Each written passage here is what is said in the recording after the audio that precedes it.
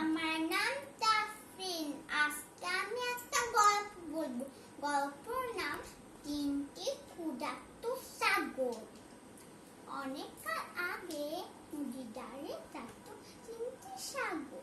একটা বড় ছাগল, একটা মাঝারি ছাগল, একটা ছোট ছাগল। তাদের খাওয়ার জন্য কোনো ঘাস ছিল না। তোমরা কি জানো কোথায় ছিল? ঘাস ছিল নদীর ওই পারে, কিন্তু তারা সাগর পার করে নদীর ওই পারে ঘাস খেতে পারত না, কারণ নদীর নিচে থাকতো এক রাক্ষস। একদিন ছোট ছাগল ভাবলো যে সে সাগর পার করে ঘাস খাবে। ছোট ছাগল চুপি চুপি করে সাগর পার করতেছে। ঠিক তখনই রাক্ষস নদীর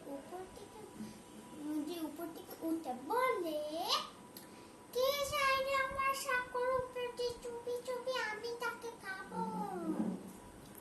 ছোট ছাগল বলে, আমি ছোট ছাগল, আমাকে খাও না, আমার পর আসবে মাঝারি ছাগল। রাক্ষস তো ভাবলো, দেখি তো, ওকে গেলে তো আমার পেট ভরবে না। তারপর আসলো মেজো ছাগল। মাঝারি ছাগল চুপি চুপি সাগর পার করতেছে।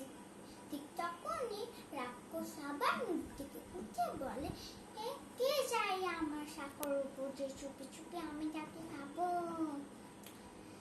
মাঝারি ছাগল বলে, আমি মাঝারি ছাগল, আমাকে কেউ না, আমার পর আসবে বড় ছাগল, ও অনেক বড় আর মোটা সোটা।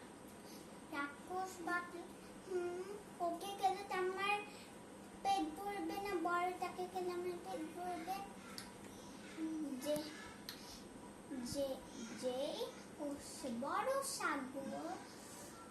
বড় ছাগল যেতে নিচে সাগরটি গিয়ে রাক্ষস সাগরের মধ্যে ঝাঁপায় আসে। তারপর বলে, আজকে তো আমি তোকে খাবই। বড় ছাগল বলে, তুই আমাকে খাবি? তবে রে! বড় ছাগল পিছায় যে তার শিং দিয়ে দিল